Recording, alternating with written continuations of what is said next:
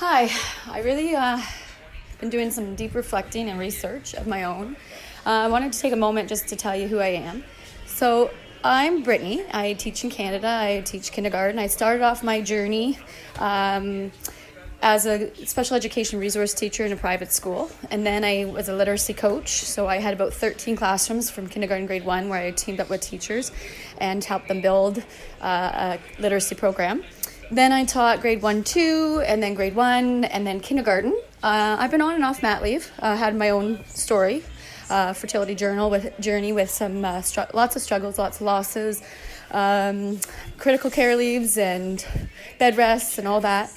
But I have 4 wonderful children. They are 7, 6, 3, and 1. And the last few months, I have had the pleasure of starting this love for learning journey. And the biggest piece to it all is the connections and the listening. And really, I mean, I've probably had almost 1,000 conversations in the last 2 months with people all over the world, in all different realms of life.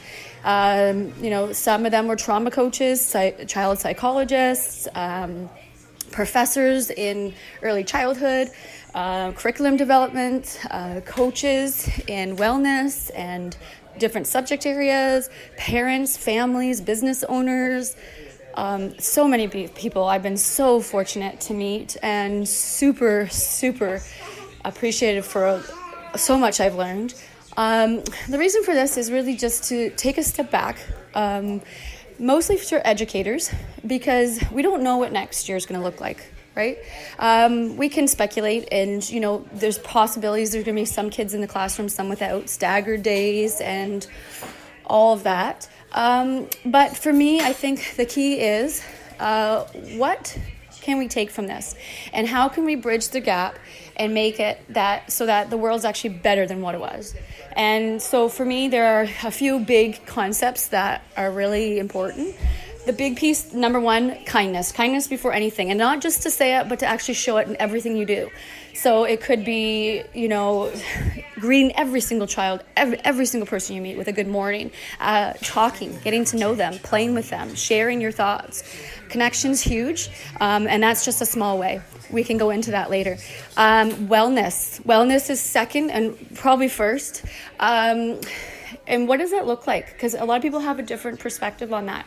And wellness to me is huge, especially that we're all dealing with this trauma in different ways. And to be honest, wellness doesn't have to be, it can be anything that calms you. Some people find being outside. Some people find art, music. Finding a moment where you're just doing that and nothing else. And, it could be games like I hear with my little ear where you're listening for things and guessing. Your mind's focused just on one element.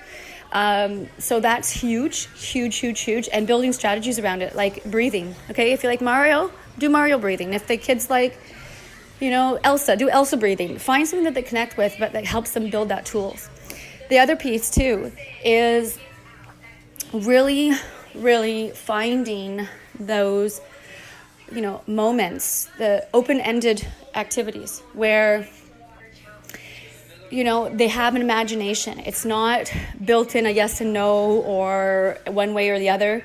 It's, could you do this? What else could you do? Explain it, share it, embrace it, teach others. Open-ended play, there's no batteries involved. The imagination comes from the kids. And wherever they are is fabulous, and expand on that. So open-endedness, we talked about kindness, wellness, open-endedness. Outdoor education is the same playing field for everybody, and it's such a great opportunity to differentiate when you're outside. Right? There could be kids working on gross motor activities, and then you got your sidewalk chalk and you're doing 10 frames, or you're doing let's make your name. So, again, this focuses more on the early years, but they can make their own word search. They can do so much, even just with sidewalk chalk. But being outside, you can learn so much life skills from looking at the sky and determining what the day is going to look like. Or appreciating earth and really looking at the true beauty. You can sketch it, you can talk about it, you can learn more. Nature is the best teacher, and that is a huge piece, because also it's teaching them kindness for earth and what we do and everybody in it. So it's huge, absolutely huge. The other piece is it needs to be practical. Life needs to make sense. And it's an opportunity to make those connections. So if you have kids at home, or parents that are working, or parents that are having their own struggles with job loss or whatever, lots of things, it needs to be able to be something that they can do. And so the practical piece could be like, really, you want to build, the hands-on stuff like the STEM building, all that kind of stuff. But reading, writing, and math is key, right? In number sense, that's just the basis of all math. So when you look at reading, it's about what can they read? Where can they read? How do they read today? That can be the simplest thing you start with and expand on where they are. But also with reading, it's the joy. It's everywhere. It's in signs. It's in menus. And that, I think, is a big piece because, it's in everybody's house.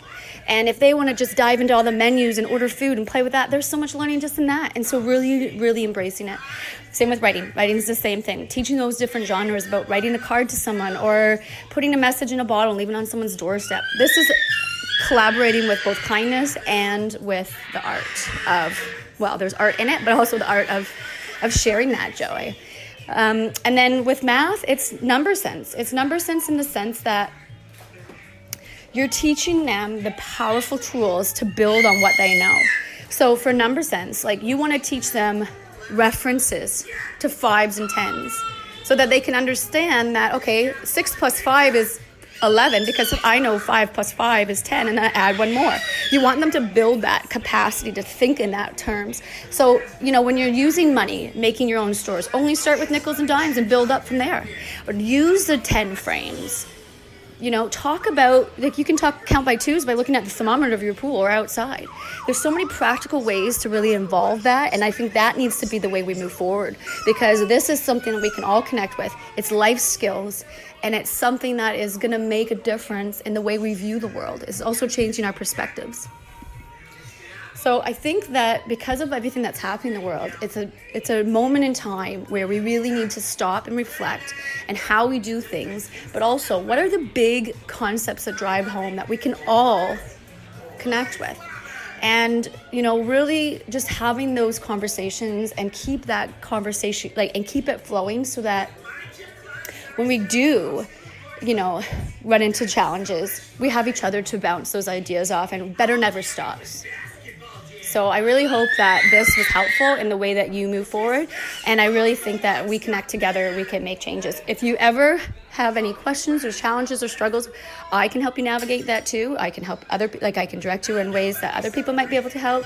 But for me, this is a very defining moment in our life where we can make huge changes and make the difference in the life of a child.